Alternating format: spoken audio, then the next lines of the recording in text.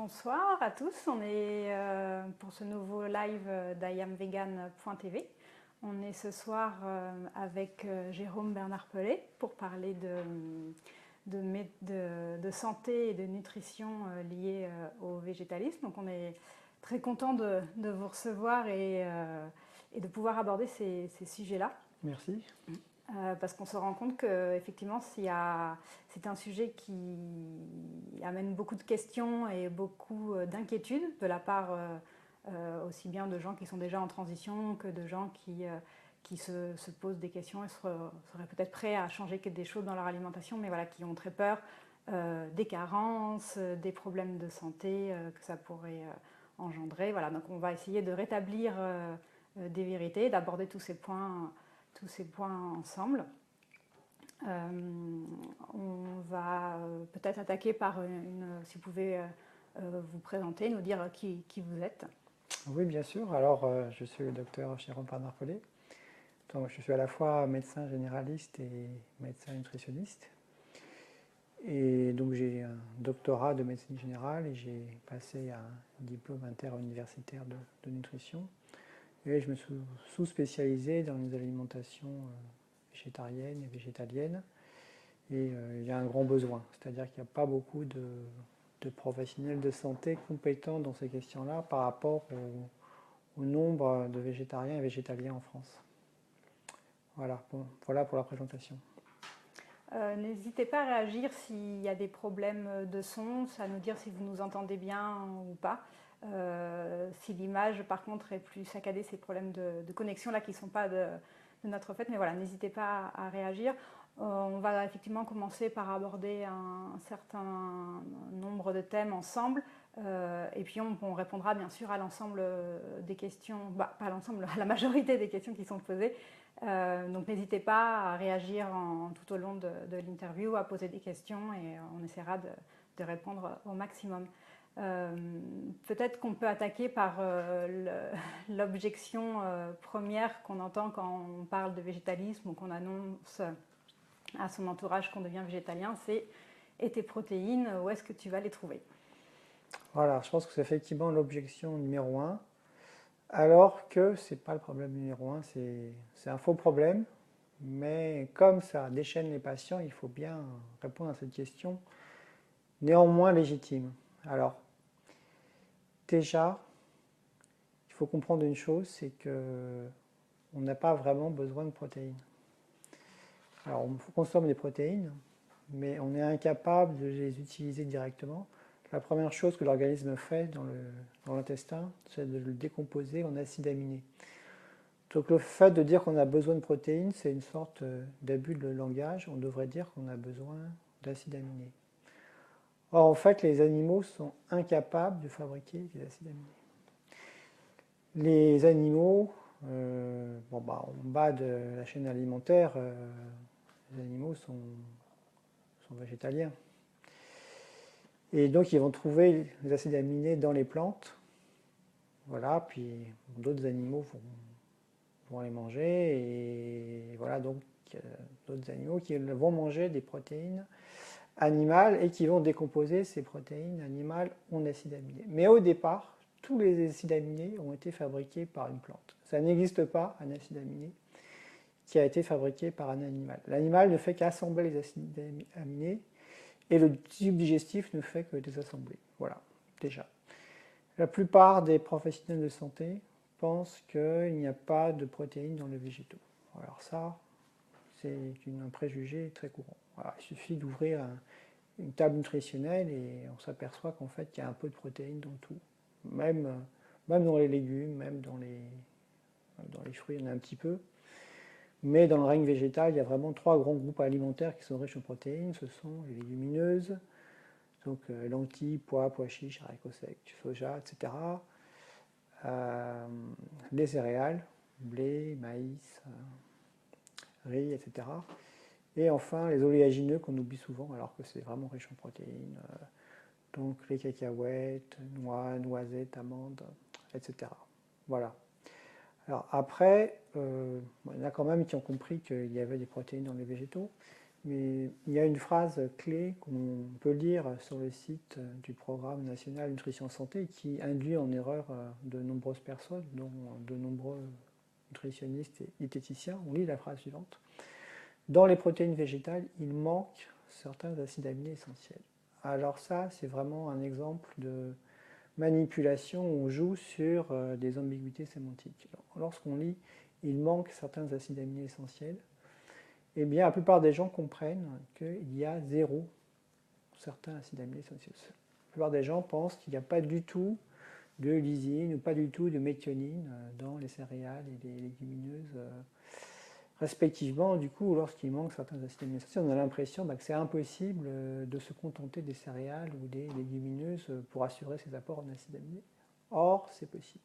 Alors, il y a cette histoire d'association légumineuse céréales qui est défendable mais qui n'est pas indispensable en fait. Est-ce qu'on pourrait vivre en consommant que du blé ou que du riz?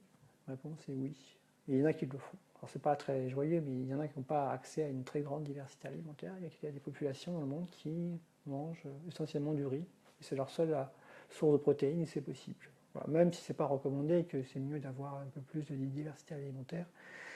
Et en fait, c'est un faux problème parce que sans faire exprès, en fait, il suffit de manger à sa faim et vous allez apporter à votre corps tous les acides aminés dont vous avez besoin. Ceux qui doivent vraiment se préoccuper de cette question, c'est ceux qui ont un tout petit appétit. Donc si vous êtes anorexique ou si vous avez été en sous-poids, là il est bon de s'inquiéter de manger des protéines de qualité comme soja, comme quinoa, cacahuètes, ou alors faire des associations légumineuses et céréales. Mais si vous avez un bon appétit, c'est un problème théorique qui n'a pas vraiment d'incidence dans la pratique.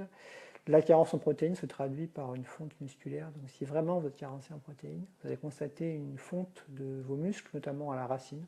Alors on voit ça chez les mannequins ou chez les jockeys qui s'affament. Bon, les jockeys c'est pour être léger, les mannequins c'est pour répondre à certaines normes que je n'approuve pas. Voilà. Et donc c'est pour illustrer que en fait, c'est un faux problème les protéines, mais c'est important d'avoir ces connaissances pour expliquer, puisque la plupart des gens vont vous faire cette objection pour le donner comme argument, comme impossibilité du végétalisme. Alors il faut bien répondre. De toute façon, vous apercevrez que la plupart des gens ne savent pas ce que c'est une protéine, ne savent pas ce que c'est un acide aminé, etc. Donc ils vont tout de suite voir que vous y connaissez. Donc voilà sur les protéines, même si on peut en dire encore plus. Hein. On pourrait parler une heure, pas une heure, mais on pourrait parler une demi-heure, rien que sur les protéines. Après, certains vont objecter que, alors oui, alors les protéines végétales sont de moins bonne qualité que les protéines animales. Alors ça, c'est un pur préjugé, c'est complètement théorique, qui a un tout petit fond de vérité. En fait, le seul inconvénient théorique de la protéine végétale, même s'il n'a pas d'incidence pratique, comme on vient de le voir, c'est que en général, dans les protéines animales, eh bien, il y a une proportion des différents acides aminés essentiels qui est considérée comme étant proche de ce qu'on trouve dans notre propre organisme. Du coup, on peut penser que c'est bien. Voilà, on peut penser que les protéines animales sont de meilleure qualité parce que la plupart ont une proportion dans les différents acides aminés essentiels qui est plus proche de l'optimum théorique. Bon, voilà. Mais en fait, il y a quand même beaucoup de protéines végétales qui répondent à cette définition. Alors par exemple le soja, par exemple la protéine du quinoa, cacahuètes. Enfin, la plupart des légumineuses répondent à cette définition. Ce sont surtout les céréales, notamment le maïs, le blé, qui sont limités en un acide aminé essentiel qui est la lysine, mais il y a de la lysine dans le blé et dans le maïs. Les légumineuses sont plutôt limitées en méthionine, mais le déficit en méthionine est faible par rapport au déficit en lysine dans les céréales. Et dans les oléagineux, il y a aussi en général un certain degré de déficit en lysine, mais là encore, qui n'a pas d'incidence pratique. Voilà.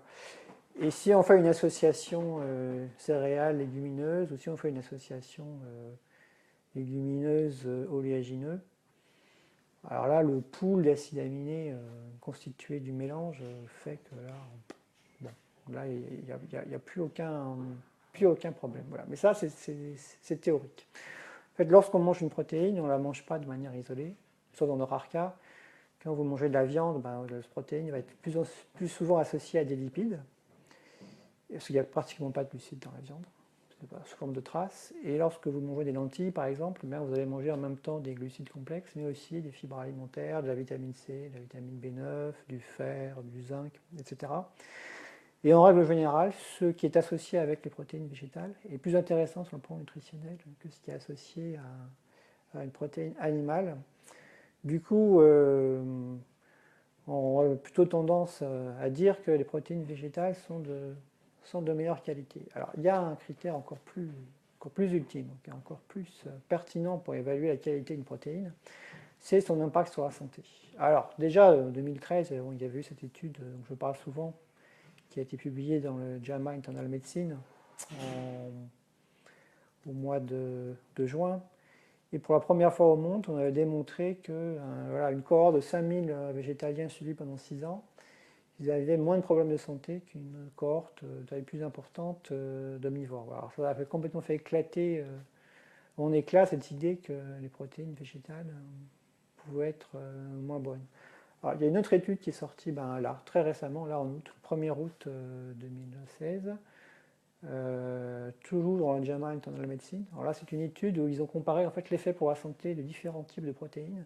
Et on s'est aperçu que, dans cette étude, qui a pas mal circulé sur le net d'ailleurs ces dernières semaines, que ceux qui mangeaient plus de protéines végétales avaient moins de maladies cardiovasculaires. Voilà. Donc là, ça a définitivement fait éclater en 1000 morceaux l'idée que les protéines animales étaient supérieures aux protéines végétales. Alors, elles peuvent l'être, mais sur un critère théorique. Mais si on met tous les arguments sur la table, les protéines végétales sont supérieures aux protéines animales. Et ça, c'est pas du tout une croyance facile à combattre. 99,5% des nutritionnistes, y compris certains qui sont favorables au végétarisme, sont persuadés que les protéines animales sont supérieures aux protéines végétales. Voilà sur les protéines. Alors, on voit déjà une question qui apparaît sur la B12. On sait que c'est une grande préoccupation des végétaliens. On nous demande en dessous de quelle quantité de protéines animales consommées il faut se supplémenter en B12. Alors ça, c'est vraiment très difficile de répondre à cette question. C'est très difficile parce que déjà, si vous prenez les personnes âgées de plus de 60 ans, même les personnes qui mangent de la viande tous les jours, à chaque repas même, il y a 20% de gens carencés. Alors, alors je ne dis pas qu'il faut supplémenter tout le monde en vitamine B12, mais là c'est un peu la colle. Je dirais que si votre alimentation, si votre proportion de protéines animales, elle tombe à, si elle tombe à 30%, 20%, donc là, la supplémentation en vitamine B12 me semble utile. Voilà. Alors, la question de la B12, c'est une question qui déchaîne les passions, je sais, parce qu'en fait, c'est le seul vraiment point faible de l'alimentation végétalienne. On arrive à trouver absolument tout dans les végétaux, les protéines, le calcium, le zinc, le fer, toutes les vitamines, absolument tout. C'est pas impossible, c'est probable même qu'il y ait des sources d'origine végétale qui contiennent de la B12, mais on en parlera peut-être, mais qui sont ingérables. Voilà, c'est une question qui est compliquée, ça revient très cher, ou alors c'est des mélanges entre de la vitamine B12 active ou de la vitamine B12 qui sont des analogues. Donc consommer de la vitamine B12 dans le règne végétal, je pense que c'est possible en fait. Je pense que c'est possible, mais je considère que c'est pas au point. Et on ne peut pas le proposer facilement. Il n'y a pas un protocole que je pourrais proposer facilement à tout le monde en disant voilà une méthode fiable et relativement bon marché.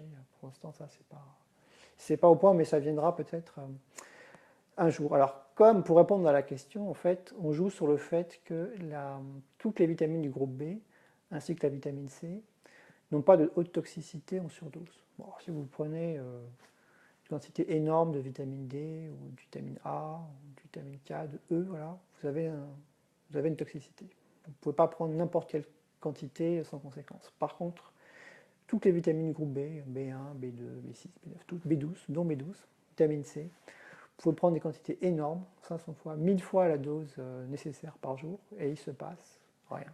Voilà. L'excès est éliminé dans les urines, parce que ce sont des vitamines qui sont hydrosolubles, et il n'y a pas de conséquences. Du coup, on a tendance plutôt à surdoser. Donc les personnes qui ne mangent pas beaucoup, même des personnes qui ne seraient pas végétariennes, mais voilà, qui sont à tendance végétarienne, on a tendance à les supplémenter facilement.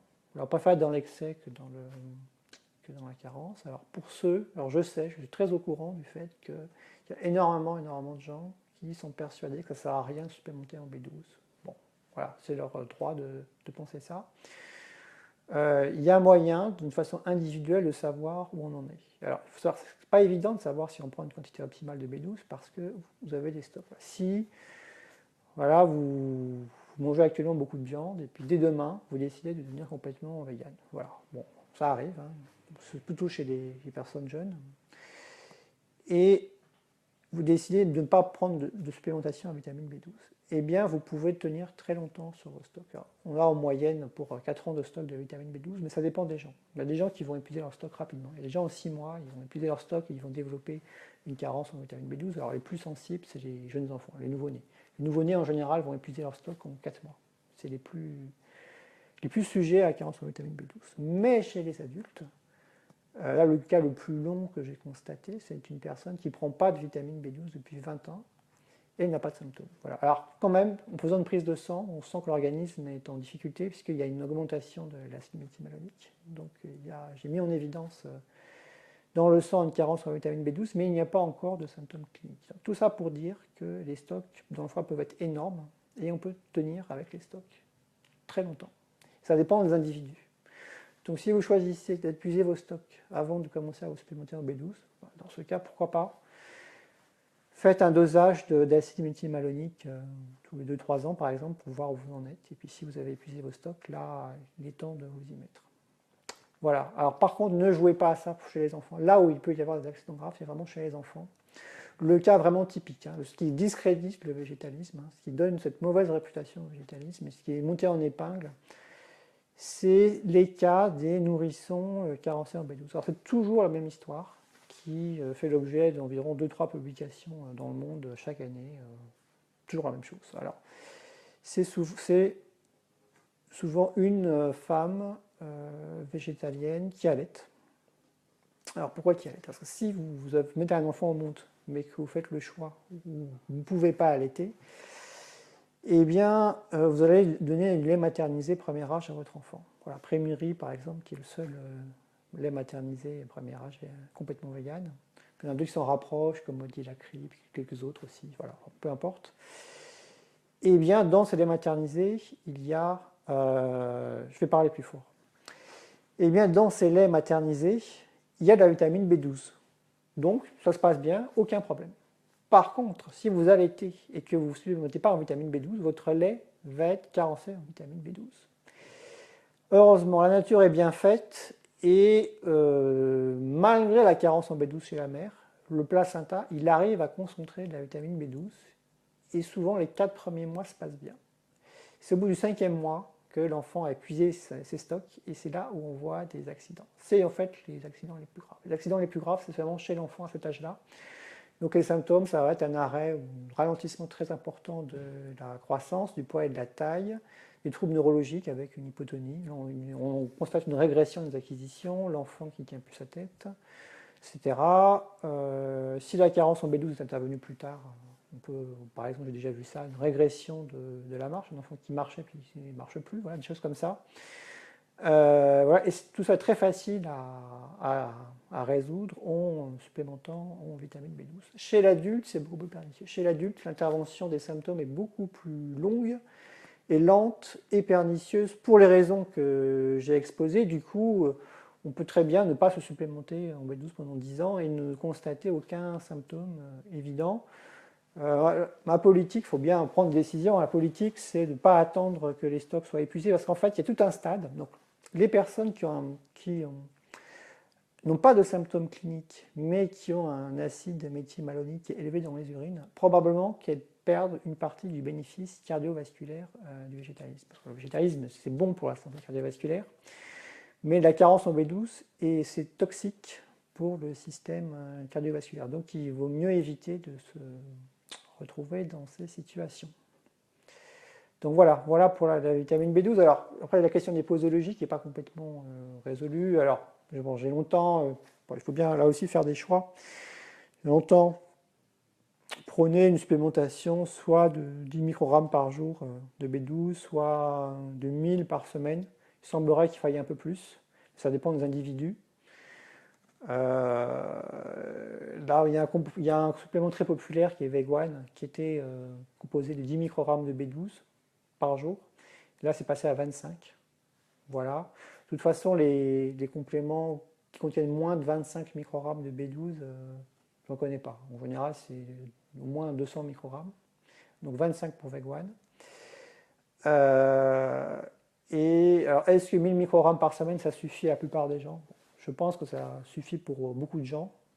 Mais après, bon, si vous avez un tube digestif qui n'est pas en très bon état, et si vous prenez la B12 pendant les repas, il est possible qu'il y ait certaines personnes qui aient besoin de 2000 microgrammes par semaine, mais le problème c'est que pour savoir si la posologie comprend est suffisante ou pas, ben, c'est rendez-vous dans 5 ans ou dans 10 ans, puisque les stocks de B12 sont très longs à s'épuiser, même lorsqu'on n'en prend pas du tout. Voilà. Il y a une question vraiment sur aussi la forme du complément, sur l'injection.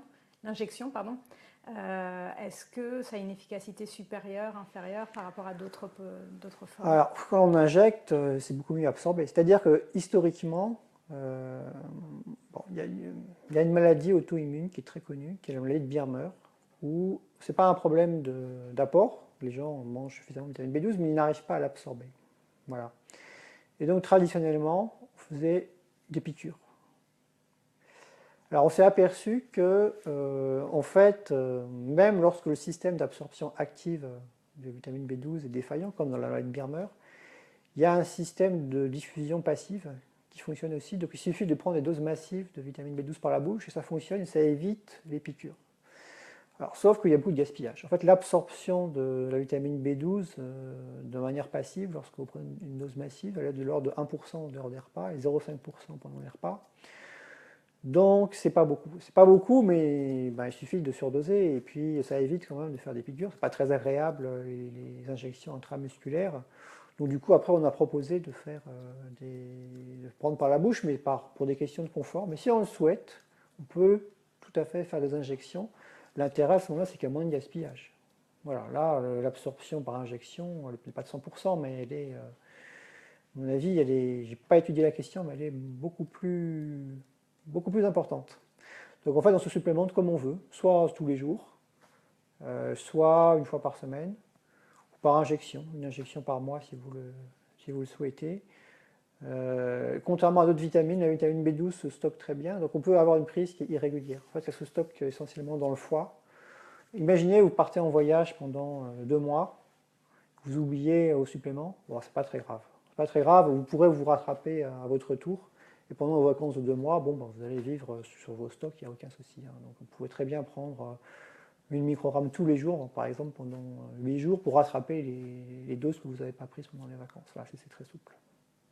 Il y a une question aussi intéressante de Maïté qui a ce retour de son médecin qui lui dit si le taux de fer est bon, inutile de contrôler la B12. Qu'est-ce que vous en pensez? Alors, j'ai jamais entendu parler de ça. Alors là, j'avoue que je ne dis pas que ça n'existe pas, mais je n'ai pas de connaissances particulières sur les interférences entre le métabolisme de la B12 et du fer. Il y a une interférence, la vitamine B12 est très utilisée dans les processus de division cellulaire. Donc, lorsque vous manquez de vitamine B12, les cellules sanguines, et pas que, voient en difficulté. Il y a beaucoup de cellules qui se divisent dans le corps, mais il y en a qui ne se divisent pas beaucoup. Par exemple, les cellules qui sont dans le cerveau, il y a des divisions cellulaires. Hein. Contrairement à ce qu'on pensait, il n'y a pas un processus de reproduction qui est complètement nul, mais c'est fait. Par contre, les cellules dans l'intestin se divisent beaucoup, les cellules sanguines se divisent beaucoup. Du coup, si vous manquez de vitamine B12, eh bien, vous risquez de souffrir d'une anémie. Alors, il peut y avoir une confusion par rapport au fer, parce que le carence en fer aussi peut donner une anémie. Alors, peut-être que c'est par rapport à ça qu'il y a un amalgame là entre le fer et la vitamine B12, mais je n'ai pas entendu parler que la vitamine B12 intervenait dans le métabolisme du fer. Alors, contrairement au zinc, le zinc, c'est un micronutriment, c'est un métal en fait, hein, qui intervient dans de très nombreux processus métaboliques. Donc, je pense qu'il y a plusieurs centaines d'enzymes qui sont concernées par le zinc, alors que la vitamine B12, à ma connaissance, il n'y a que 2 enzymes qui sont concernées. Donc c'est pas utilisé à tous les endroits de l'organisme, loin de là. Voilà, donc moi je n'ai pas cette information, mais si on me met sous le nez une étude qui me montre le contraire, je serais ravi de décortiquer l'information et de la commenter. Peut-être une dernière question sur la B12. Pour les végétaliens qui voudraient faire attention à la composition des suppléments, est-ce que certains contiennent des produits d'origine animale?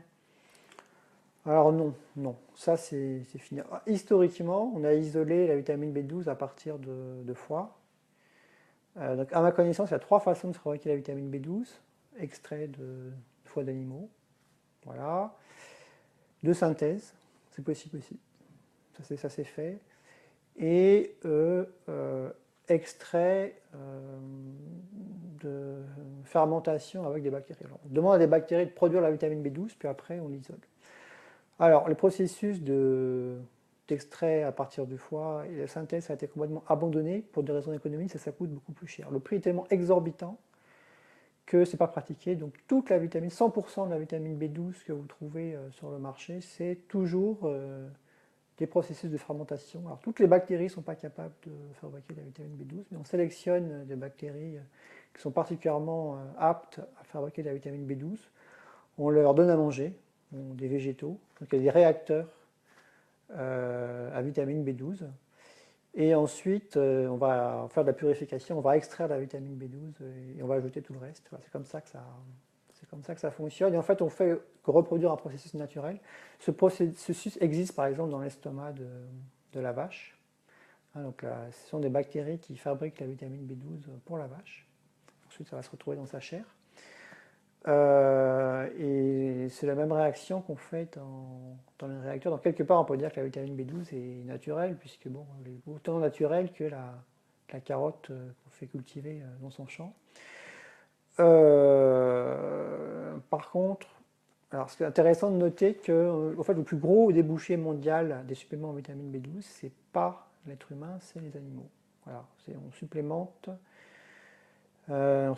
les animaux en vitamine B12 pour des raisons qui ne sont pas très claires. Alors, il y a eu une enquête d'une journaliste récemment, j'étais interviewé, mais c'est elle qui a fait de son côté cette enquête de pourquoi on devait supplémenter les animaux en vitamine B12. Et le moins qu'on puisse dire, c'est que les éleveurs et les fabricants de B12 n'ont vraiment pas été le cas. Ils ont eu peur pour leur image, en fait. Ils ont eu peur que ça allait atteindre l'image de la viande dans le grand public. Donc on n'a pas d'informations très précises, mais si on leur donne de la vitamine B12, c'est que on peut supposer raisonnablement que les procédés zéotechniques font que les animaux sont carencés en vitamine B12. Du coup, les omnivores se supplémentent en vitamine B12 indirectement. Voilà. Mais à l'origine, la source est toujours la même, ce sont les bactéries. Donc, à ma connaissance, le principe actif de la vitamine B12 est toujours végétalien. Après, on peut trouver sur le marché des suppléments qui contiennent des excipients qui ne le sont pas. Alors, on peut trouver une gélule qui contient de la gélatine. En pharmacie, on peut trouver des comprimés qui contiennent du lactose, des choses comme ça.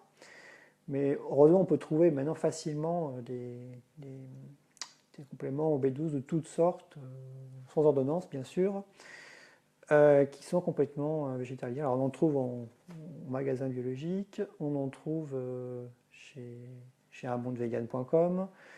Et si on est au fin fond de la campagne, qu'on ne veut pas commander quoi que ce soit sur Internet, qu'on bat beaucoup d'argent et qu'on peut trouver des ampoules de vitamine B12 en pharmacie, alors il faut avoir une ordonnance pour se la faire rembourser. L'avantage, c'est disponible partout. C'est pas ce qui est le plus pratique parce qu'il faut casser les ampoules, mais au moins c'est disponible partout et ça a le mérite d'exister. Voilà. Ensuite, il y a 4 formes de vitamine B12 cyanocobalaminne, méthylcobalaminne, hydroxycobalamine, adénosylcobalamine, et une question complexe que je n'ai pas réussi à résoudre à mon niveau.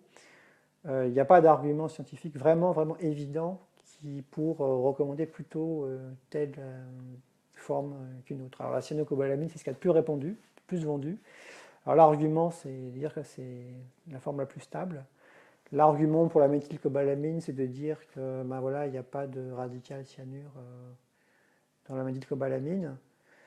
Mais aussi, il semblerait que la méthylcobalamine soit plus instable. Alors, est-ce que ça fait plus de bien que de mal? Là, je ne sais pas. Voilà, on n'a pas de. Malheureusement, la science n'a pas la réponse à toutes les questions. Alors un autre aspect au niveau de la nutrition qui revient souvent, c'est le calcium à grand renfort de campagne et de recommandations.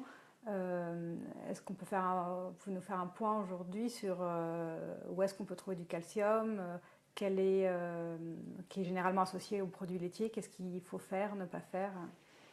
Oui, c'est une question très importante. Parce que autant les protéines, c'est un faux problème. Les protéines, même si vous n'y connaissez rien, vous mangez à votre faim, voilà, et puis vos apports sont assurés, c'est bon. Par contre, le calcium, vous pouvez vous planter. Alors, contrairement à la B12, c'est pas très difficile de trouver du calcium. Il n'y a pas besoin, il n'y a pas un besoin quasi impératif de se supplémenter en calcium. Heureusement. Voilà. Mais vous pouvez vous planter. C'est-à-dire qu'il y a beaucoup de végétaliens qui consomment que 250 mg de calcium. Alors c'est impossible de ne pas manger de calcium, il y en a un peu partout. Donc sans faire exprès, vous allez manger sans effort, en sélectionnant aucun aliment riche en calcium, vous allez manger environ 250 mg de calcium. Mais c'est insuffisant. Idéalement, il faudrait entre 500 et 600 mg de calcium par jour. Alors ça dépend de plusieurs paramètres, ça dépend de la consommation en protéines, ça dépend de la consommation en sel. Ça dépend de votre statut en vitamine D, etc. Donc plus vous consommez de sel, plus vous consommez de protéines, plus vous avez besoin de calcium. Mais grosso modo, si vous consommez 550 mg de calcium par jour, c'est bon. Et vous ne pouvez ne pas y arriver. Du coup, c'est important que vous connaissiez les bonnes sources de calcium. Alors en fait, la vache, elle est incapable de fabriquer du calcium. La vache, elle trouve le calcium dans l'herbe qu'elle broute ou dans les céréales qu'on lui donne. En fait, à l'origine, le calcium, ça a été fabriqué dans les étoiles. Et ça s'est retrouvé ensuite dans la croûte terrestre. Le calcium est un des éléments les plus abondants dans les croûtes terrestres. Donc, aucun organisme vivant n'est capable de fabriquer le calcium. Les organismes vivants ne font que le concentrer. Alors, qui concentre le calcium? Alors, il n'y a pas que les organismes vivants. On peut en trouver tout simplement dans l'eau. Alors, pas toutes les eaux, mais il y a des eaux minérales sur le marché qui sont riches en calcium. Alors on est censé ne pas faire trop de publicité, mais il y a un site veganpratique.com où ils ont un chapitre calcium et ils citent toutes les eaux minérales qui sont riches en calcium. Voilà, donc nos riches en calcium, c'est une eau qui contient plus de 400 mg de calcium par jour. Alors est-ce qu'on peut assurer 100% de son apport en calcium rien qu'en buvant de l'eau? La réponse est oui. Alors, dans l'eau du robinet aussi, en région parisienne de mémoire, je crois qu'il y a entre 40 et 80 mg de calcium par litre, ce qui n'est pas énorme, mais ce qui n'est pas négligeable. C'est un apport significatif. Mais 1 litre d'eau minérale riche en calcium va suffire à lui seul. Voilà. Mais il y a également d'autres méthodes. Vous en avez beaucoup aussi dans les brocolis, dans les choux, vous en avez beaucoup dans les figues, dans les amandes, dans les graines de sésame, sous forme d'un aliment qu'on appelle le thym ou tahini. L'un des records, c'est dans les graines de pavot. Bon, sauf que ce n'est pas un aliment qui est très répandu. Par contre, les graines de sésame, ça c'est beaucoup plus facile à trouver. Donc, on a un petit peu dans les oranges, un petit peu dans les carottes. Donc, en consommant régulièrement des aliments riches en calcium, c'est bon. Vous allez facilement assurer vos apports en calcium. N'oubliez pas la vitamine D. Ce qui est un peu dommage, c'est qu'il y a souvent une obsession sur le calcium, sans comprendre que, en fait, on a besoin de vitamine D pour que le calcium puisse être absorbé de façon efficace par l'intestin. Comment ont été calculées les normes pour la vitamine D? Alors, beaucoup disent que les chiffres de carence en vitamine D sont très exagérés. Mais en fait, la norme de vitamine D, elle n'a pas été établie. Ça n'a pas la prétention de dire que c'est la quantité optimale de vitamine D pour la santé. C'est pas du tout ça. En fait, les normes ont été faites, ont été calculées en regardant à partir de quelle dose il y avait une quantité maximale de calcium qui était absorbée par l'intestin. Donc, en fait, à partir de 30 nanogrammes par millilitre de vitamine D dans le sang et plus, c'est là où vous pouvez le plus absorber du calcium. Or, quasiment tout le monde est carencé en vitamine D. Alors, tout le monde est carencé en vitamine D à cause du manque d'exposition au soleil. Alors, je reviens sur la vitamine B12 qui déchaîne les passions, ça pose beaucoup de problèmes philosophiques aux gens, parce que les gens se disent, bah oui, mais alors c'est une alimentation qui ne suffit pas à elle-même, etc. Mais il est intéressant de constater que l'alimentation moderne ne suffit pas à elle-même non plus, sur de nombreux points, dont la vitamine D. En fait, l'évolution de la civilisation fait que c'est pratiquement impossible de couvrir ses besoins en vitamine D. Alors, si on vitamine D, voilà. Facilement le calcium alimentaire. Donc voilà la réponse sur le calcium. On a une question qui nous est posée sur l'iode. Est-ce qu'il faut obligatoirement se supplémenter? Et sinon, dans quels aliments on peut trouver de l'iode et est-ce que ce sera en quantité suffisante? Alors, c'est une question très intéressante. Alors, la question de l'iode est intéressante parce que c'est vrai qu'une alimentation végétalienne, en général, est pauvre en iode. Alors, il y a un groupe alimentaire qui est riche en iode, ce sont les algues. Donc, il y a les végétaliens qui aiment les algues, qui en mangent régulièrement, et ceux-là ont largement suffisamment d'iode, même trop parfois. Il y a ceux qui n'en mangent jamais, et ceux qui ne mangent jamais ont tendance à avoir dans leur corps des quantités d'iode assez faibles. Alors, il y a un test qui permet de savoir si on est carencé en iode. Ça s'appelle l'iodurie des 24 heures. Alors, c'est quoi l'iodurie des 24 heures? C'est que vous prélevez, enfin, vous gardez vos urines pendant un jour, c'est assez contraignant parce qu'il ne faut pas sortir. Donc, il faut rester enfermé chez soi pendant une journée. En général, on fait ça un samedi ou un dimanche. Vous recueillez toutes les urines, vous amenez ça au laboratoire et on dose l'iode dans les urines. C'est un test qui n'est pas remboursé par la sécurité sociale, du coup il n'y a même pas besoin d'aller voir son médecin, donc n'importe qui peut demander ça. Et c'est vrai que chez beaucoup de véganes, ce test revient avec comme réponse carence en iode. Théoriquement, donc l'iode est important pour fabriquer les hormones thyroïdiennes. Donc théoriquement, on devrait voir plein d'insuffisances thyroïdiennes par carence en iode chez les véganes. Or, en consultation ou dans les études, je ne vois pas ça. Alors moi, en demandant les dosages de... Avant, je demandais régulièrement des dosages d'iode dans l'urine, mais je ne le fais plus parce que en dosant à la fois la TSH qui permet de savoir si on a une insuffisance thyroïdienne ou pas, et en dosant l'iode dans les urines, bien souvent les gens qui sont carencés en iode, ils n'ont aucun problème d'insuffisance thyroïdienne. Il semblerait qu'on arrive à s'accommoder de très peu d'iode. Alors peut-être que les normes sont en fait fausses, on met un seuil trop élevé.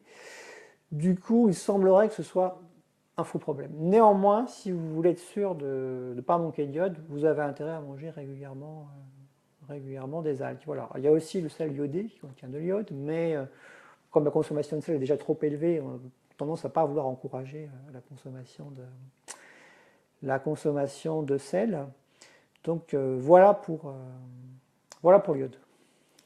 Et si on parle oméga, il y a différentes questions, notamment qu'est-ce qu'on peut trouver facilement dans l'alimentation végétale, et une question un peu plus spécifique sur la DHA, qui semblerait être absente de... Complètement. Alors ça, c'est un point faible du végétalisme, c'est-à-dire qu'il n'y a pas du tout, enfin, on peut en trouver, mais c'est très difficile de trouver des sources d'oméga 3 à chaîne longue dans l'alimentation. Enfin, en général, il faut savoir quelque chose, c'est qu'il y a une carence en oméga 3 dans la population générale. Pour ça, c'est monsieur tout le monde, donc qui mange de la viande dans tous les repas, ne mange pas assez d'oméga 3 parce que la viande qu'il mange est issue d'animaux qui ont été mal nourris, qui ont été nourris avec une alimentation de mauvaise qualité, qui a un mauvais ratio oméga 6, oméga 3, ça se retrouve dans la viande. Ça se retrouve dans le lait aussi, hein. Une vache qui a été nourrie à l'herbe, il y a un bon ratio oméga 6, oméga 3, mais une vache qui a été nourrie aux céréales, là, dans la ferme des 1000 vaches par exemple, ça produit un lait d'une qualité épouvantable. Voilà. Et donc il y a un déficit généralisé en oméga 3, que ce soit à chaîne courte ou à chaîne longue. Hein, parce qu'en fait, quand on parle d'oméga 3, il y en a trois. Il y a ALA, EPA et DHA. Donc ALA, c'est l'acide alpha-linolénique. Et EPA et DHA, c'est deux oméga 3 à chaîne longue. Alors, est-ce qu'on a absolument besoin des oméga 3? Oui, hein, ça fait partie de ce qu'on appelle des acides gras essentiels. La quasi-totalité des lipides ne sont pas vitaux. C'est-à-dire que si vous ne mangez pas d'oméga 9, par exemple, ça n'arrive jamais, hein, mais si vous avez un déficit en lipides, si votre organisme a besoin de fabriquer tel et tel acide gras, il va y arriver. Il va le fabriquer à partir d'autre chose, à partir du sucre ou à partir d'un autre lipide. Il y a deux lipides que votre organisme n'arrive pas à fabriquer sont les oméga 6 et les oméga 3. Alors les oméga 6, c'est très abondant dans l'alimentation. En plus, c'est stocké. On a beaucoup de stocks en oméga 6 aussi dans notre corps, dans les réserves de graisse. Donc les oméga 6, vu qu'il y a un excès, on ne se préoccupe jamais des carences. Il y a une insuffisance de consommation en oméga 3. Voilà. Alors, dans le règne végétal, on trouve des oméga 3 à chaîne courte, essentiellement dans les graines de lin, les graines de chia, c'est chia, il y en a qui prononcent chia aussi. Voilà.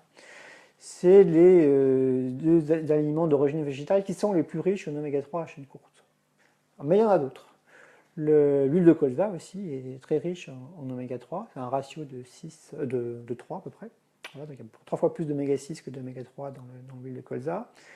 Vous avez également les noix, également le soja. Vous avez un ratio à peu près à 7. Vous avez également les graines de chanvre. Donc ça ne fait pas tant de sources que ça en fait. Voilà. Mais il y en a, c'est tout à fait faisable. Alors ensuite, est-ce qu'on a besoin absolument d'avoir une source directe d'oméga 3 à chaîne longue? Eh bien en fait, les végétariens et les végétaliens, et même les omnivores qui ne mangent pas de poisson, sont la preuve vivante que c'est possible. Voilà. Alors, probablement un intérêt à avoir une source directe, mais ce n'est pas vital. Autant vous risquez d'avoir des gros problèmes de santé si vous ne mangez pas de protéines, si vous ne mangez pas de fer, si vous ne mangez pas de vitamine B12.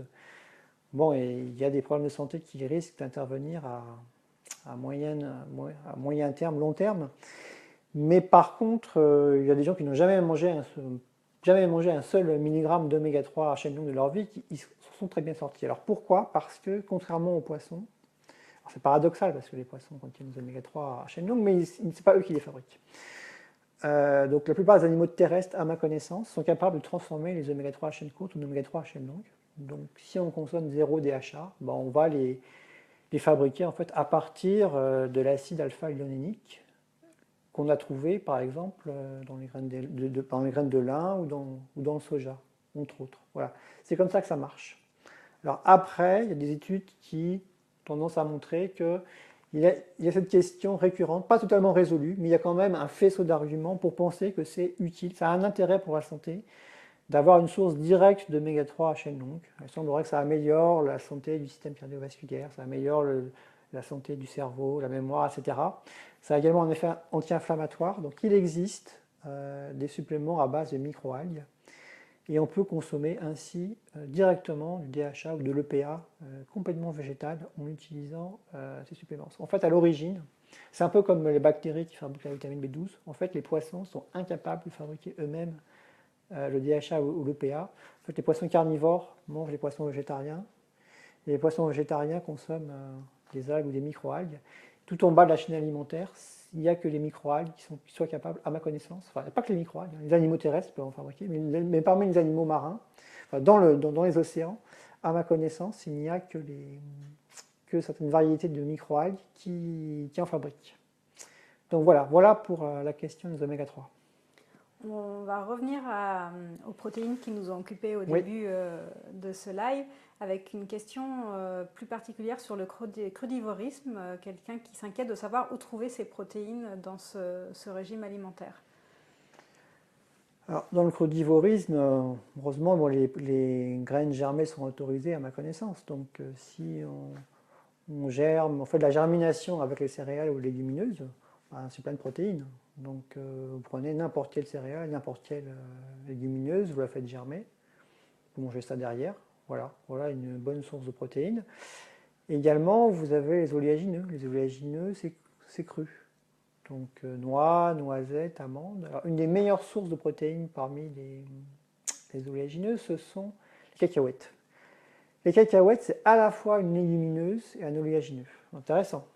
Et très peu de gens le savent. J'ai découvert ça par hasard en épluchant des tables nutritionnelles. En fait, les cacahuètes ont une proportion dans les différents acides aminés essentiels théoriquement idéale, un peu comme dans le soja ou dans la protéine de quinoa. Ce qui fait que on pourrait baser l'alimentation sur les oléagineux. Est-ce qu'on pourrait vivre en se basant uniquement sur une source de protéines qui est limité en lysine? La réponse est oui. Alors, par exemple, si on ne veut pas manger de cacahuètes, on n'aime pas ça. Imaginons un crudivore qui soit allergique à l'arachide. Alors, en consommant par exemple les noisettes, que les noisettes par exemple, alors c'est limité en lysine, mais on y arrive. Si on en consomme suffisamment, on peut tout à fait apporter 100% des besoins dans tous les acides aminés essentiels en se basant que sur les noisettes. À ce moment-là, il va falloir un peu surconsommer. Il va falloir consommer plus de protéines que les 0,8 g par kilo et par jour qui sont recommandés habituellement. Voilà. Quel lien on peut faire entre l'alimentation et le développement de certaines maladies, et puis spécifiquement du coup ce qui nous intéresse ce soir, le végétalisme et certaines maladies. Et après, dans un deuxième temps, quel lien peut-on faire avec même la rémission, la guérison de certaines maladies?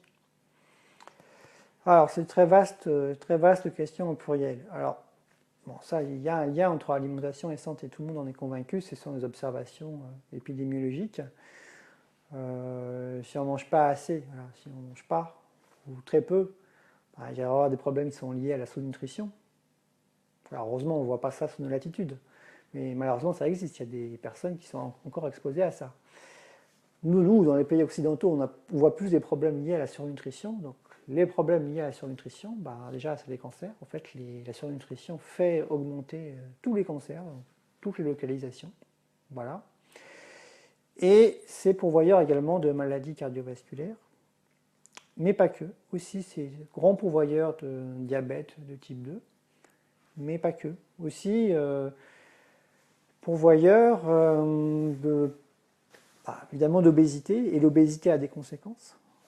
Des conséquences sur les articulations. Si vous vous surnourrissez et que vous êtes obèse, eh bien, vous risquez de souffrir d'arthrose des genoux. En général, c'est les genoux parce que c'est les articulations qui doivent supporter l'un des poids les plus élevés du corps avec les articulations des pieds. Voilà. Ensuite, est-ce que donc une alimentation est considérée comme optimale si on mange bien à la fois en nature et en quantité? Alors évidemment, on va limiter un nombre considérable de maladies. On sait que si on avait une alimentation vraiment idéale, on pourrait diviser par 2, par 3 les cancers du côlon, il n'y a aucun problème. On pourrait aussi faire régresser de manière spectaculaire les diabètes de type 2, mais ça n'a pas la prétention de guérir toutes les maladies. Alors ça dépend des pathologies, donc la plupart des pathologies, l'alimentation, on peut lui attribuer peut-être la moitié, parfois les 2 tiers des cas. Mais il y a des cas aussi liés à l'environnement, à la pollution, la pollution des sols, la pollution de l'air, la pollution de l'eau, la pollution liée aux cosmétiques qu'on met sur soi, etc. Il y a également des facteurs génétiques. Bon, puis il y a aussi, faute à pas de chance, même avec la meilleure hygiène de vie, vous pouvez ne pas avoir de chance, et puis vous pouvez avoir une cellule qui mute, et puis qui devient un cancer, ça peut arriver. Voilà, donc on n'a absolument pas la prétention de prévenir toutes les maladies, mais c'est absolument majeur. Alors, est-ce que l'alimentation peut être utilisée en curatif? Alors, la réponse est oui. Alors, je ne suis pas très spécialisé dans cette question-là. Je n'ai pas fait beaucoup de recherches dans le sujet, mais on peut tout à fait guérir le diabète de type 2 avec l'alimentation. Alors, le diabète de type 1, non. Alors, si vous êtes porteur de diabète de type 1, vous pouvez améliorer votre état avec l'alimentation. Le fait d'avoir une alimentation vraiment optimale, vous allez limiter considérablement les risques, notamment les risques cardiovasculaires induits par le diabète. Mais vous devrez toute votre vie vous faire vos injections d'insuline, sinon vous allez mourir. Par contre, avec le diabète de type 2, l'une des mesures les plus efficaces, c'est de maigrir, c'est de manger peu. La plupart des diabétiques de type 2 pourraient guérir complètement, s'en donner les moyens, mais ce n'est pas du tout dans la culture. On est dans une culture en France qui est dans la culture des médicaments, donc vous avez un problème et puis le médecin va vous prescrire 1, 2, 3, 4 médicaments. Mais c'est vrai que la nutrition, c'est très énergivore, faire beaucoup d'efforts, le médecin va fournir beaucoup d'efforts en explication, le patient doit beaucoup s'investir, donc c'est beaucoup plus facile de choisir la solution médicamenteuse, mais en fait la nutrition est un outil très très puissant. Et si on le voulait, alors je ne sais pas les pourcentages exacts, mais il y a un docteur qui est spécialisé dans ça aux États-Unis, qui est le docteur Neil Barnard. Le docteur Fuhrman aussi connaît bien le sujet. Et il y a eu des cas historiques durant la Deuxième Guerre mondiale. durant aussi la Commune à Paris. Il y a eu des situations historiques en fait, où les gens n'ont pas pu manger à leur faim, ont mangé très peu de force. Et là, il y a eu une régression spectaculaire des cas de diabète de type 2. Donc, quand on a un diabétique de type 2, s'intéresser à l'indice glycémique des aliments, perdre du poids, les manger vraiment que le strict nécessaire. Et si vous êtes motivé, ça peut marcher. Alors l'intérêt, c'est que en fait, on guérit. On n'est plus diabétique et on n'a même plus besoin de prendre de médicaments. Mais il y a d'autres maladies. Alors pareil, je n'ai pas non plus pas eu tout spécialisé là-dedans. Je n'ai pas épluché les études sur le sujet, contrairement à ce que j'ai pu faire en prévention. Il y a des médecins qui utilisent aussi l'alimentation complètement végétalienne pour traiter l'athérosclérose. Alors, c'est quoi l'athérosclérose? En fait, c'est une maladie dégénérative de la paroi de l'artère qui aboutit in fine à une obstruction partielle, voire complète de l'artère. Et ça va donner tout un panel de maladies comme les accidents vasculaires cérébraux, comme les infarctus du myocarde, angine de poitrine. Et donc il y a des médecins qui en fait, qui plutôt que de bourrer les gens, alors l'un n'empêche pas l'autre, hein, mais qui disent à leurs patients, voilà, vous adoptez pour une alimentation 100% végane et vous verrez, vous verrez les lésions d'athérosclérose régresser.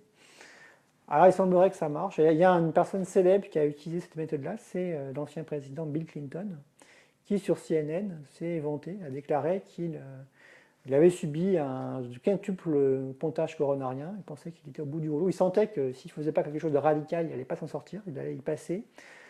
Donc il a décidé d'adopter une alimentation pas complètement végétalienne, quasiment végétalienne, pesco-végétalienne en fait. Et il est toujours vivant. Pour la preuve, hein, il semblerait qu'on le voit à la télévision régulièrement concernant la campagne électorale américaine actuellement. Voilà. On a une question très spécifique de Benoît sur la qualité du microbiote intestinal. Est-ce qu'elle se trouverait améliorée avec une alimentation végétarienne suivie et régulière? Alors c'est très à la mode, hein. La question là, du microbiote fait l'objet de beaucoup d'intérêt actuellement. Moi-même, je ne suis pas du tout un spécialiste du sujet. Bon, je me suis intéressé, j'ai lu un ouvrage récemment sur le sujet. Mais bon, en épluchant la littérature de façon quasiment exhaustive sur le végétarisme, il y a un leitmotiv qui revient dans la littérature, c'est que la flore intestinale des végétariens est très différente de la flore intestinale des omnivores, et dans un sens favorable. En fait, lorsque vous êtes végétarien ou vegan, vous avez un apport en fibres alimentaires qui est beaucoup plus important que la personne moyenne, et ça constitue des prébiotiques.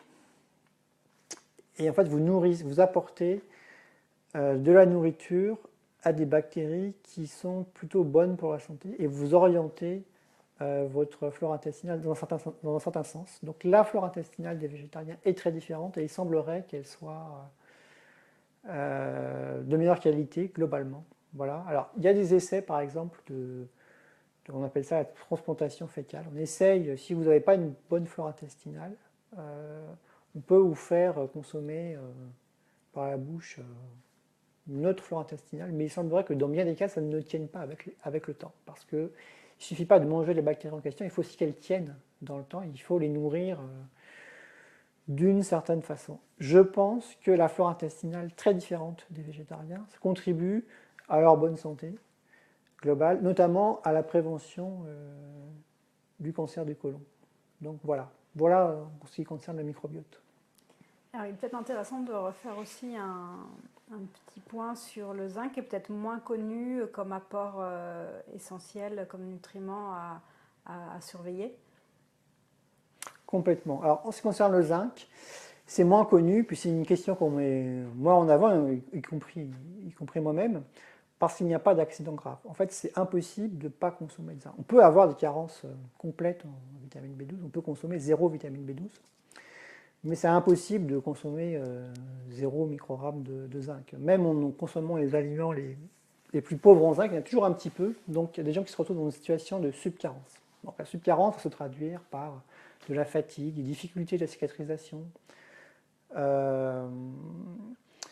Ça va se traduire aussi par des infections qui sont fréquentes, parce que le système immunitaire a besoin de zinc, en fait, comme il y a des centaines de processus métaboliques qui ont besoin de zinc dans l'organisme, souvent les conséquences de la carence en zinc peuvent être importantes. Alors, je ne suis pas spécialiste dans cette question, je n'ai pas épluché toute la littérature, donc c'est pour ça que j'utilise les conditionnels. Mais il semblerait que la carence en zinc soit fréquente dans la population générale, du fait de la médiocrité de l'agriculture moderne. En fait, l'alimentation qu'on produit en 2016, hein, qu'elle soit animale ou végétale, ça ne vaut plus rien. Hein. C'est beaucoup moins bien que ce qu'on faisait il y a 200 ans. On a fait beaucoup de progrès en quantitatif, mais en qualitatif, c'est très médiocre et il y a une carence généralisée dans les micronutriments. Donc en général, on trouve tout ce qu'il faut en termes de protéines, lipides, glucides. Moi, on en mange trop. Mais par contre, les aliments sont plus pauvres en zinc, en calcium, en fer, en vitamines du groupe B, du groupe C, etc. etc. Donc, dont le zinc.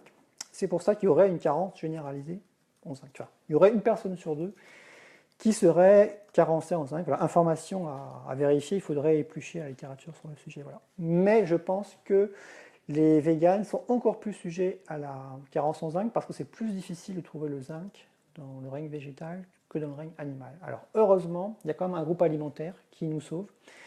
Il y a le groupe alimentaire qui est le plus riche en zinc dans le règne végétal, ce sont les oléagineux. Noix, noisettes, amandes, pistaches, cacahuètes, etc., etc. Et parmi les oléagineux, il y en a un qui est plus particulièrement efficace pour concentrer le zinc, c'est les graines de sésame. Donc il y a un aliment clé que je vous conseille de consommer régulièrement, ce sont les graines de sésame. En général, c'est sous forme de thym ou tahini. Voilà. Alors bon, le goût est particulier, on peut ne pas aimer. Mais alors là, en mangeant des graines de sésame, vous faites d'une pierre 4 coups. C'est une très bonne source de zinc, c'est aussi une très bonne source de fer, de calcium, et en plus c'est riche en protéines. Alors là, c'est parfait. Alors, comme calcium et zinc, c'est pas toujours évident dans une alimentation végétalienne. Là, c'est une alimentation, enfin un aliment clé. Et voilà. Alors comment dépister une carence en zinc? On peut doser le zinc sérique, le zinc dans le sang. Malheureusement, ce dosage n'est pas remboursé par la sécurité sociale et il n'est pas très fiable. Si le zinc est faible dans le sang, c'est quasiment sûr que vous êtes carencé en zinc. Par contre, si le zinc il est normal dans le sang, bah, on est dans le flou. Peut-être que vous avez une carence, ça n'élimine pas complètement une carence. Alors là encore, c'est un peu comme pour le calcium. Le problème du zinc, enfin, le problème de la plupart des minéraux, en fait, c'est que fait, les plantes, les animaux non plus d'ailleurs, sont incapables de fabriquer le zinc en eux-mêmes. En fait, à l'origine, ça se retrouve dans le sol. Donc vous pouvez avoir des variations considérables de quantité de zinc d'une plante à une autre, suivant la richesse du sol. Donc quand on vous dit qu'il y a tant de milligrammes de zinc pour 100 grammes d'aliments, si vous regardez vraiment le détail des tables nutritionnelles, en fait ce sont des moyennes. Et ça peut aller d'un facteur de 1 à 10 suivant l'endroit où ça a été cultivé. Et ça c'est imparable. Hein. Là, il semblerait que dans l'agriculture biologique, globalement, les plantes soient plus riches en minéraux. Mais voilà, ça dépend. Donc on ne peut pas vous garantir un apport en zinc optimal parce que vous avez mangé tel et tel aliment. Tout ce qu'on peut dire, c'est qu'il y a certaines plantes qui sont plus aptes que d'autres à concentrer le zinc s'il y en a. Voilà. Est-ce qu'on connaît d'autres sources facilement accessibles pour le sélénium que les noix du Brésil? Alors c'est une bonne question. Alors ça fait partie de mes lacunes. J'avoue que je ne connais pas par cœur tous les aliments les plus riches en sélénium. Le sélénium peut être un peu difficile à trouver dans une alimentation végane. Alors en épluchant la littérature, il ne semble pas que ce soit un problème qui soit récurrent. Alors je ne dis pas que ça n'existe pas, mais dans les 3000 références scientifiques, je n'ai pas vu d'article qui disait voilà, le sélénium c'est un problème chez les véganes et on voit beaucoup plus de carences en sélénium chez eux, il faut s'en préoccuper. Alors peut-être non plus qu'on n'a pas vraiment recherché, on ne trouve que ce qu'on cherche.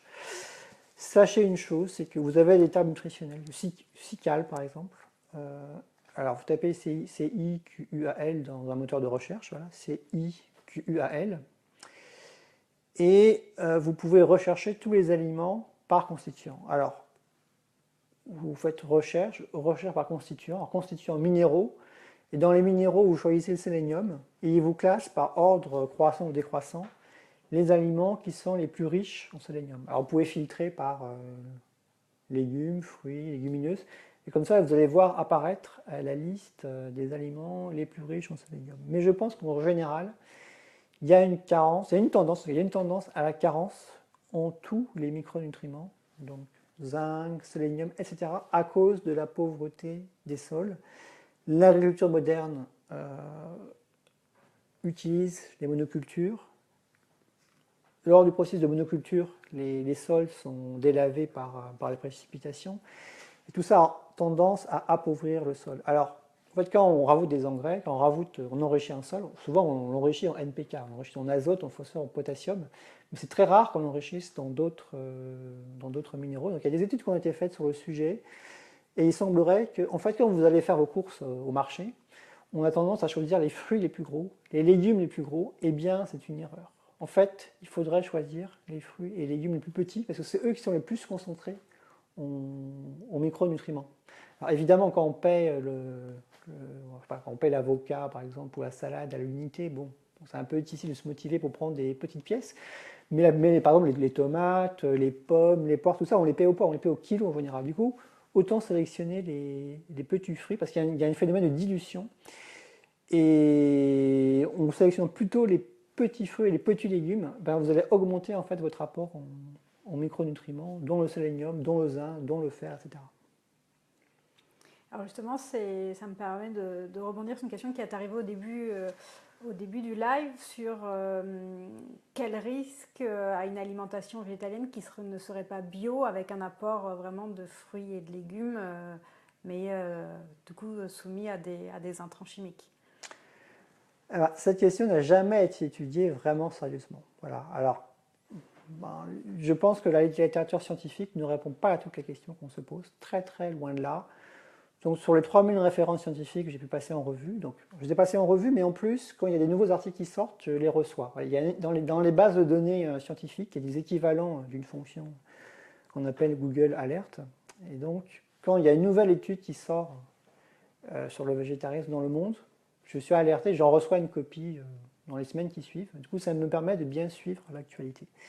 Je n'ai pas vu d'études en ce sens. Alors, j'ai vu des déclarations de responsables de l'Agence nationale de sécurité sanitaire qui disaient que la population des végétariens et des végétaliens pouvait être exposée plus que les autres à certains pesticides. Voilà. Mais je n'ai pas retrouvé d'article sur le sujet. Voilà. Donc c'est une hypothèse, mais je n'ai pas réussi à trouver des choses consistantes, des choses vraiment concrètes pour le prouver. Alors si c'est vrai, dans ce cas-là, eh bien, ça serait un encouragement à manger davantage biologique, bien sûr. Donc, alors, de toute façon, le problème des pesticides, c'est un problème qui est général. Ce n'est pas que les véganes qui sont concernés, c'est un problème de santé publique qui est énorme et qui ne concerne pas simplement ceux qui consomment des alimentations non biologiques.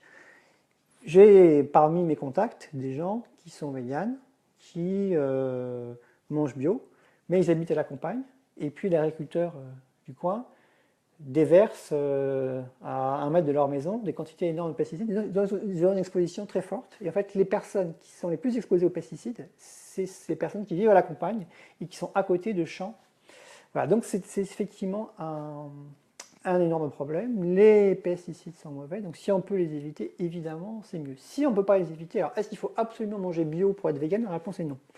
On peut trouver tout ce dont on a besoin dans les aliments non bio. Donc si vous êtes étudiant, vous avez un budget très limité, vous êtes à la campagne, et c'est impossible de trouver des aliments d'origine biologique, vous pouvez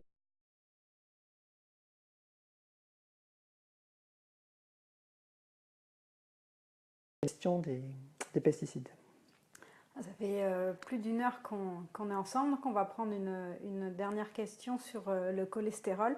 On nous demande si les huiles végétales suffisent ou est-ce qu'il faut quand même consommer des graisses saturées. On nous cite notamment la graisse de coco. Bon, c'est une très bonne question. J'avoue que je ne sais pas exactement comment l'organisme se débrouille pour fabriquer du cholestérol. Par contre, ce qui est sûr, c'est que les végétaliens, c'est un modèle expérimental, maintenant bien éprouvé, qui prouve qu'on peut vivre, très bien vivre, en consommant zéro cholestérol. En fait, il n'y a pas de cholestérol dans les végétaux. Donc le cholestérol, on le fabrique à partir d'autres lipides. Et c'est impossible de ne pas consommer un mélange de tous les types d'acides gras. Alors quand vous prenez par exemple l'huile de colza, qui est une huile qui est riche en oméga 3, mais vous n'avez pas que des oméga 3, vous avez aussi des oméga 9, vous avez aussi des graisses saturées. Simplement, il y en a moins, il y a beaucoup moins de graisses saturées dans l'huile de colza que dans le saindoux, ou dans le beurre, ou dans la graisse d'oie, voilà, ou dans l'huile de palme ou de coco.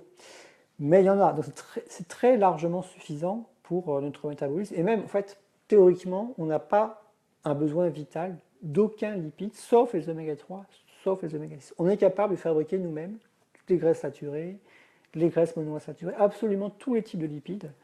Du coup, il semblerait qu'on n'ait pas besoin de se préoccuper d'une quantité minimum de graisses saturées pour pouvoir fabriquer du cholestérol. Donc, mangez à votre faim et vous trouverez largement tout ce qu'il faut dans votre organisme, dans votre alimentation pour fabriquer du cholestérol après. Alors peut-être en guise de conclusion, qu'est-ce qu'on peut retenir et comment on peut rassurer les gens qui peut-être avaient des inquiétudes sur cette alimentation végétale et leur santé? Bon, alors c'est très simple, il y a les théories et puis il y a la pratique. Alors, dans la pratique, on connaît tous maintenant des végétaliens autour de nous, et puis on en connaît certains depuis 2 ans, 5 ans, 10 ans. Alors, en général, des gens qui sont en pleine forme. Et donc les études montrent que lorsqu'on devient végétalien, on constate une augmentation de l'espérance de vie. Donc le végétalisme ne doit pas être une crainte, une inquiétude, mais c'est plutôt une chance. C'est plutôt une chance d'être en meilleure santé. Donc les principaux obstacles, ils sont sociaux, ils sont psychologiques, mais il y a très peu en fait, d'obstacles techniques. Il faut juste avoir la connaissance pour la vitamine B12. Mais une fois qu'on a ces connaissances-là, c'est très difficile de se planter. Il suffit pratiquement de se contenter de manger à sa faim. Et il y a une étude qui vient de sortir là, au 1er août qui montre en fait que les protéines végétales diminuent la mortalité globale, toutes causes confondues, essentiellement par le biais de la prévention des maladies cardiovasculaires. Donc il ne faut pas du tout avoir peur de l'alimentation végétalienne, et en faisant attention aux quelques écueils dont on a longuement parlé dans cette interview, on peut en 2016 considérer que ce sont des régimes sûrs. Eh bien, merci beaucoup pour toutes ces informations très claires qui, je pense, ont répondu à pas mal de questions que se posaient des gens en transition ou déjà